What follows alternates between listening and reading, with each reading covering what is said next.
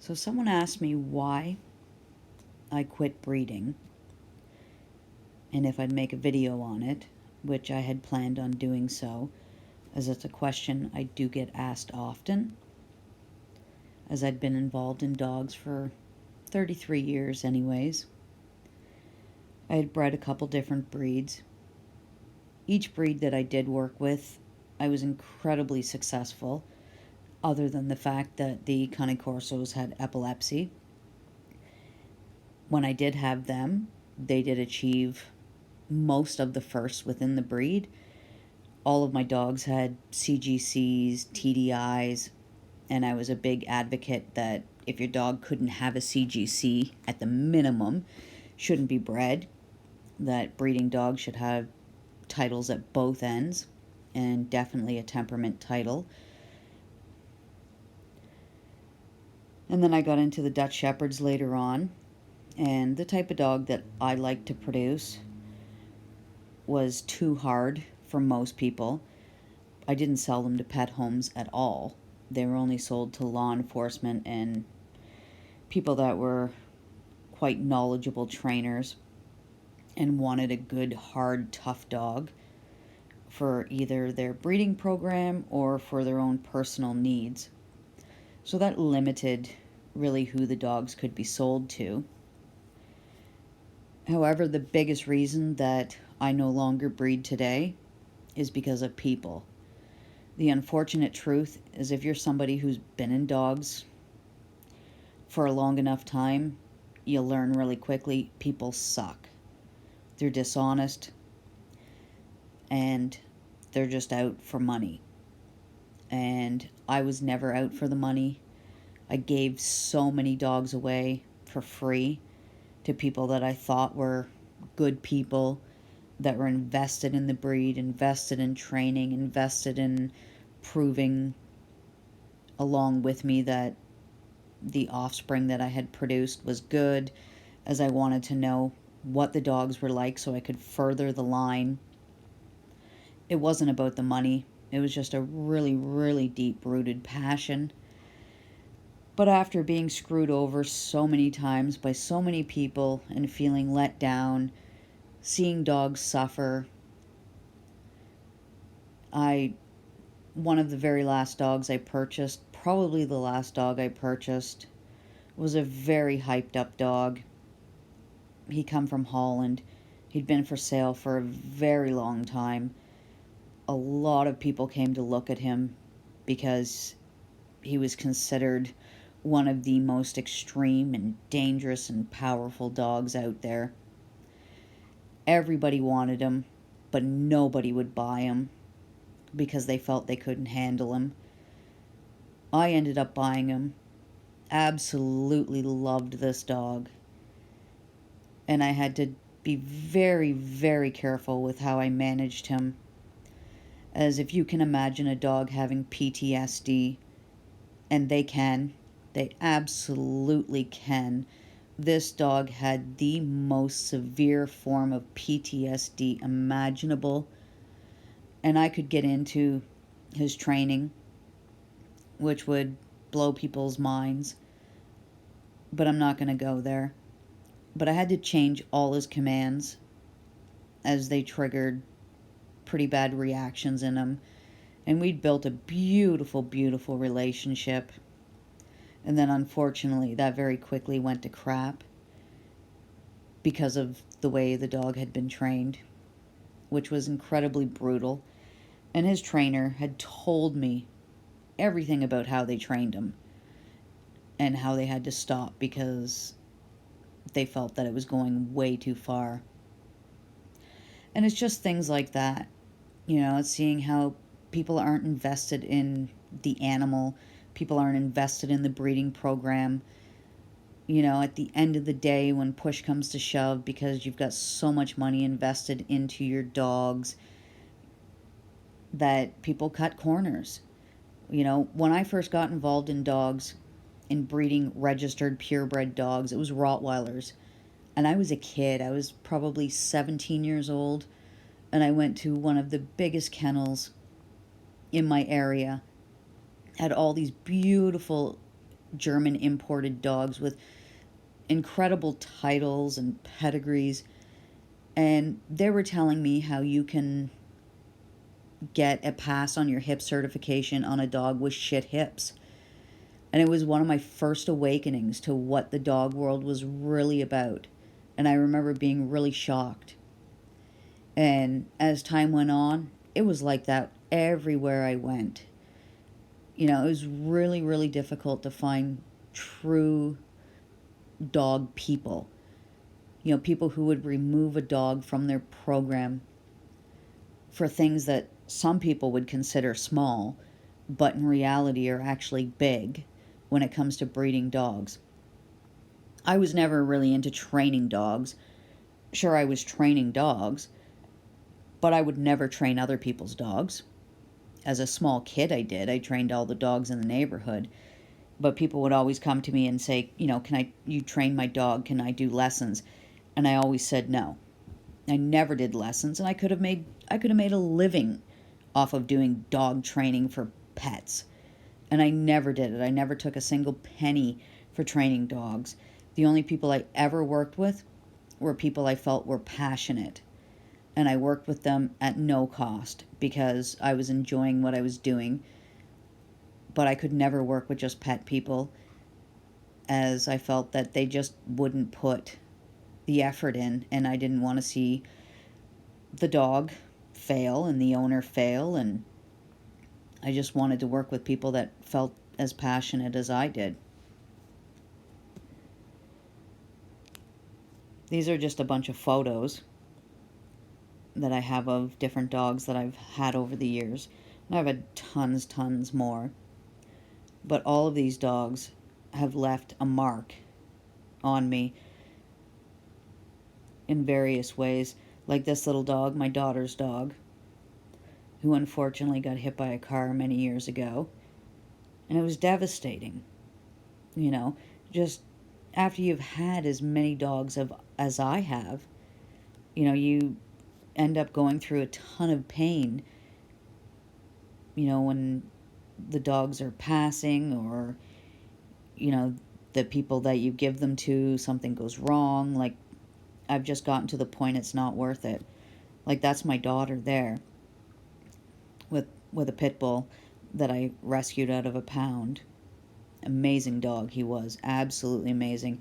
I went to visit him every day for about 6 months before I finally got this property with 100 acres, and the first thing I did was came back to get him. But this is just a collection of some of the dogs I've had over the years.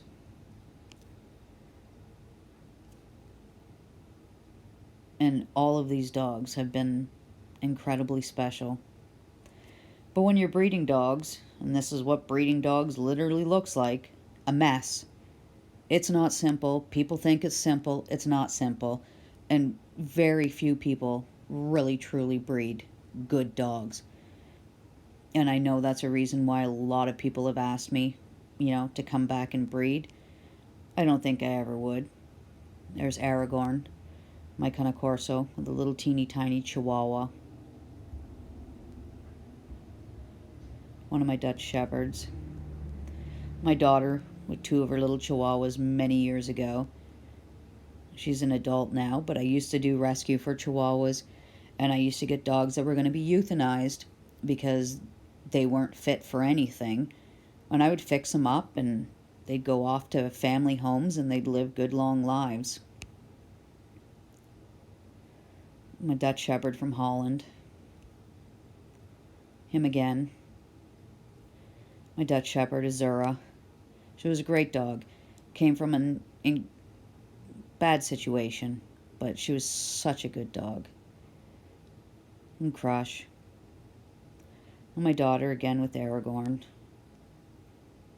And Crush as a baby. Best nerve dog I've ever seen in my life.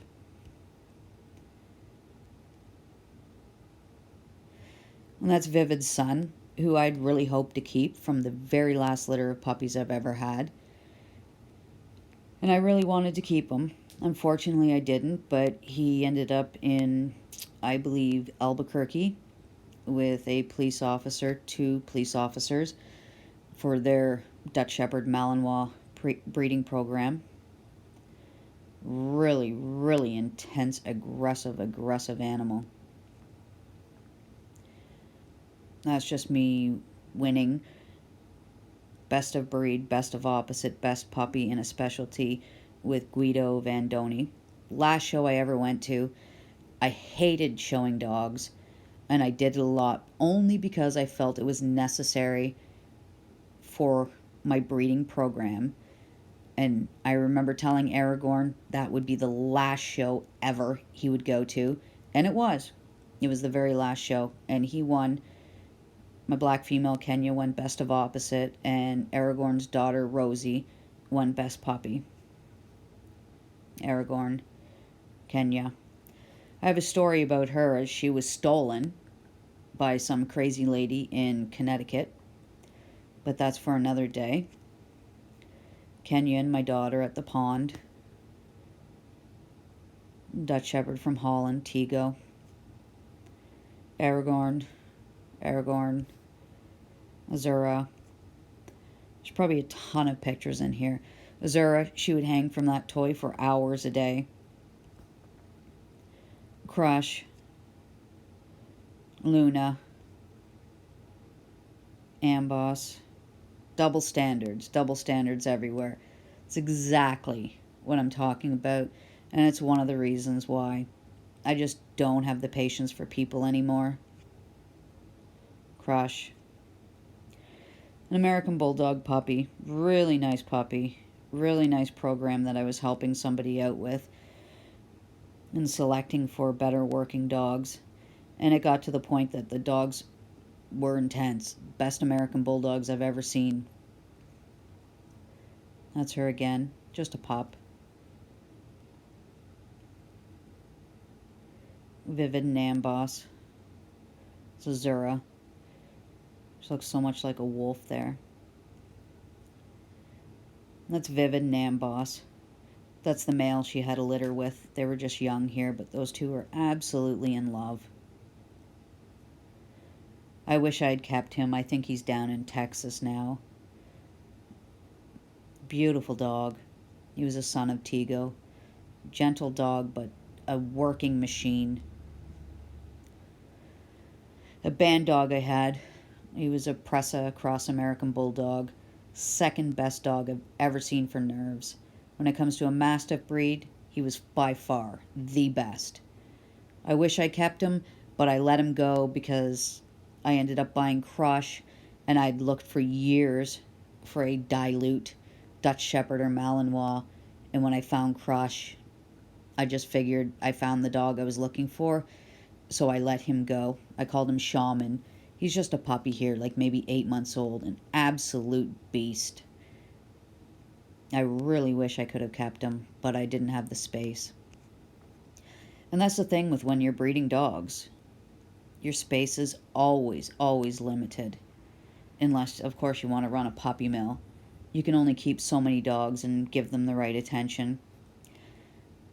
This was a Mastiff Great Dane puppy I'd bought, as I loved her color, and I'd planned on breeding her to an Argentine Dogo and blending her into a band dog program. Never happened, though. Her nerves were not good, so I gave her away. My old pit bull Tonka, he used to climb this pole in the barn all the time. And an old English bulldog, basically a band dog. She was Mastiff, old bulldog, and some other stuff. Really nice defensive dog. Incredibly stable, very social.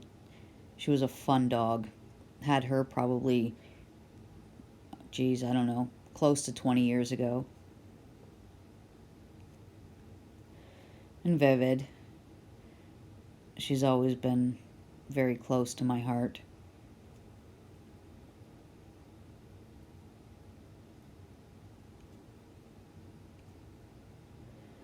And this is kind of how it goes with dogs. Damned if you do, damned if you don't. Doesn't matter what you do, somebody's going to shit on you. Somebody's going to tell you you're doing everything wrong. And that's just how it is. Dog training, for one, isn't black and white. you can train one single dog multiple ways and achieve the same result, but people think that, there's one way and that's it. And, there's just way too much criticism and people slamming everybody and fake friends when it comes to dog breeding. And the whole dog world, that is just not worth it. People will pretend they're your best friend in front of your face, but they talk shit behind you. And over time, you just get tired of it. Now I do my own thing. If somebody comes to me and they're passionate, then I absolutely will put 100% into helping them. And I don't charge, never have. It's just what I love, what I always have loved. I've mentored many people through their breeding programs and they've been successful. But unfortunately, a lot of people, you burn out. You burn out in dogs. It's one thing that really, truly burns you out. You can only handle the pain of the whole thing of playing God. And the worry of what can go wrong, especially after you've had something go incredibly wrong like I did with the Corsos. Then it's always in the back of your mind as genetics are genetics. You don't completely have control of them. So I just kind of decided I don't want to play God anymore, and I don't want to play with people that are just egotistical, money-hungry people. My life has been so much quieter over the last 7 years that I'm just doing my own thing and back to just enjoying my dogs, and the few people that come along, I enjoy their dogs with them. And that is why I'm not breeding dogs. However, people that are really, really, truly serious about dogs and they're looking for any sort of insight, I'm always open for it. I'm always open to help people out. But I'm incredibly cautious now about who I do help. Love like you've never been hurt. Tattoo I have on my arm.